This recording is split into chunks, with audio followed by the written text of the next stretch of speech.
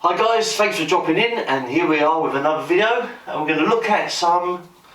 Well, if you're all on your own, sad and lonely and pathetic, I thought of Kevin whilst doing this.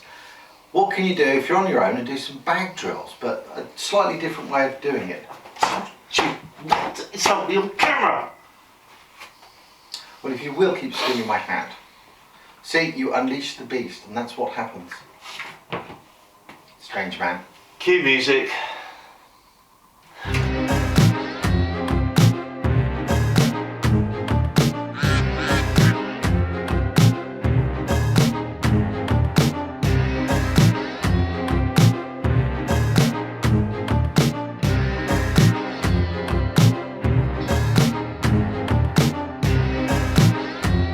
Kevin, how do you get to Carnegie Hall? Practice. Practice. Practice?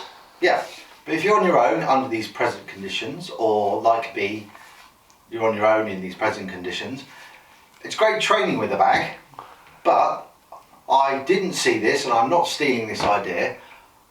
There's another way of doing it, so we'll give it a go. I didn't see somebody else do it at all. What did you say? I'm not saying. I saw somebody on a karate channel doing something similar, so I thought, can you do it with a cane? Thomas? No, it wasn't Thomas. Check out Thomas Dodd, Karma Martial Arts on YouTube. Yeah, very good channel. I can now do a spinning, jumping roundhouse kick, which I couldn't do before. So, as always, subscribe, like, share. But you must remember to get it in the right order. You must always like first, then subscribe, then share. Is that not correct? That is correct. Drop us a line down below. Let us know what you're thinking. We have merchandise. There is a link in the description. God bless you, governors. Free the fear so you can unleash the beast.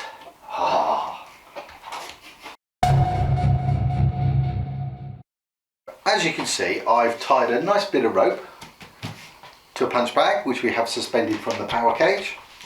And the idea is you grab hold of the rope with one hand, and if you start off with a fairly long length, rather than just striking the bag, which is great, good to build up endurance and technique, you can start moving the bag.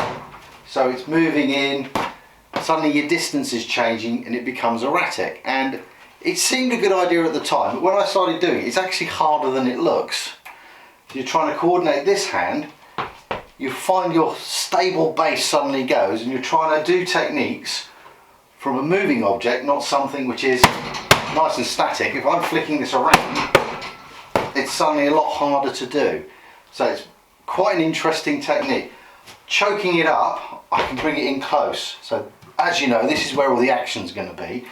So you can practice. Somebody's moving in, you've got your distraction techniques, you've then got to get round them, create distance, and suddenly it becomes a lot harder because it's not a fixed point. Right. As you can see, you can't do very big swings when your bag's in this close, especially if your target's approaching. But it gives you good opportunity to practicing those nice close in techniques that we've been doing, nice distance, your short double jabs, your pokes, if you can, your bayonets. So all these things come through quite nicely. As with all things as we do them, I've had an idea. I can see Kev grimacing away here. What I've done is wrap this around my hand nice and tight, grabbed hold of the cane, practicing bayonet strikes like this. It's surprising how difficult that actually is. You could probably hear the shed shaking there a little bit. So as I'm pushing away, I'm actually giving myself extra force. If I'm not holding the string, that's actually quite straightforward. When I'm pulling that on, I have to generate a lot more power, and I'm actually having to ground myself a lot more than before because the force coming forward, I'm having to counteract it. Then this lends itself into, again, moving on to not just one strike, but 2 strikes, 3 strikes, and then getting your distance again to do your big finishing shots or your, hello, feeling a bit cheeky. Now, if I were to step slightly to one side, you can see Kevin, who's got hold of the string. Now I know I said this was solo training, but Kevin's deciding we're inclusive and he wants to hurt me. I mean be involved. So if I don't look at the screen at the camera and I just look at the bag, he's going to pull that at a random time and I have to react when I'm ready. Everybody knows assailants attack you when you're ready and in the guard position. Shocking. I'll finish my sentence now, big boy. To start with, this has come about because people said about reaction times. So this is a reaction drill. Now I've started far further back, so I've got more chance. I can see that. I brought my cane up. I can move in. I can do my strike. Then I will move in slightly. So yes, I know the attack's coming. Luckily I had my guard hand there. Ha! Foiled you. But then you would go into your, see, good guard position. Preempting, he was looking at me funny. Okay, but you get the idea. As he's coming through, okay, that was close. But as you can see, as we've always said, my reaction to protect myself was here. This was the follow-up. If I put this hand down and I'm going to block with the cane, okay, and I'm a fair distance away, can I beat the bag?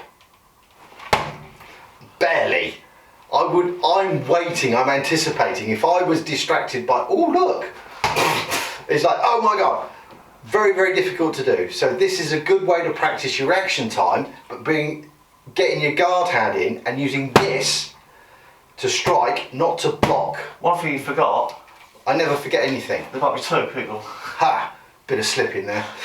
Now, what would normally happen is this person would be distracting me, but the person behind me would actually be the one trying to distract me by stealing my hand. So don't forget, swing round and strike that vicious person with the piece of string coming at you.